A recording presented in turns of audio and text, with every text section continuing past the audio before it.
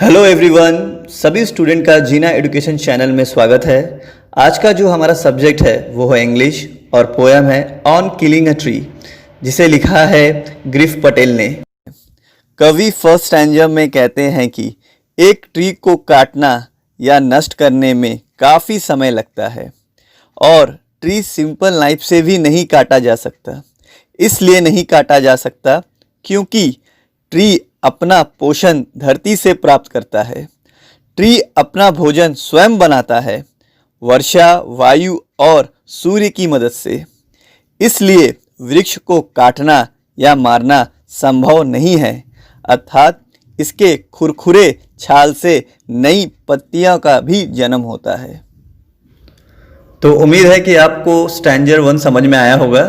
तो अब हम सेकेंड स्टैंजर के बारे में बात करते हैं। कवि गिफ पटेल जी कहते हैं, हम हैक एंड चॉप मीन्स काटते हैं ट्री को मारने के लिए, लेकिन हैकिंग एंड चॉपिंग से हम पूरी तरह ट्री का अंत या खात्मा नहीं कर पाते। क्योंकि जब ट्री की खाल से रस टपकता है तब उसकी हरी शाखाएं उग आती हैं और साथ ही साथ जमीन के नज़दीक से छोटी छोटी शाखाओं का उदय होता है और वही शाखाएं पहले के आकार में बड़ी हो जाती है। और इसका कारण यह है कि वृक्ष की जड़ें जो जमीन में काफ़ी नीचे होती है, अपना रस जमीन से प्राप्त कर लेती है। उम्मीद है कि आपको सेकंड स्टैंजर अब तक समझ में आया होगा। तो अब हम स्टैंजर 3 की ओर चलते हैं। स्टैंजर 3 में कवि ने फिर से कहा है, हैकिंग मीन्स प्रहार और चॉपिंग मीन्स छोटे छोटे टुकड़ों में करना से भी ट्री को मारा नहीं जा सकता। क्योंकि अगर ट्री को मारना है और अगर आप ट्री को पूरी तरह से मारना चाहते हैं तो उसके जड़ को धरती से अलग करना होगा। उसके लिए ट्री को रस्सी से बांधकर बाहर की ओर खींचना पड़ेगा ताकि वह धरती का साथ छोड़ दे। क्योंकि एक ट्री की ताकत उसकी सफ़ेद और भीगी हुई जड़ों में होती है, जो कि वर्षों से वर्षों तक जमीन के नीचे छिपी रहती है।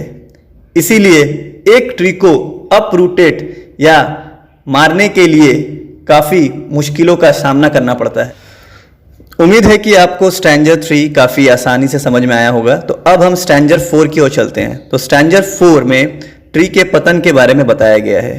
तो कवि कहते हैं कि जब ट्री को पूरी तरह से जड़ के साथ बाहर जमीन से निकाल लिया जाता है तब उसे स्कॉर्चिंग मीन्स झुलसाना और ड्राई मीन्स सुखाना, तो उसे सूर्य के नीचे सुखाया जाता है। ट्री को कुछ प्रक्रिया से गुजरना होता है, जैसे ब्राउनिंग माने भूरा रंग करना, हार्डनिंग कड़ा करना, ट्विस्टिंग नया रूप देना और विदरिंग माने सूखने देना। और अंत में इन सब प्रक्रियाओं के बाद ट्री का अंत अर्थात मृत्यु हो जाती है। तो उम्मीद है कि आपको यह पोएम बहुत ही अच्छा, सरल और सहज लगा होगा। धन्यवाद and have a nice day.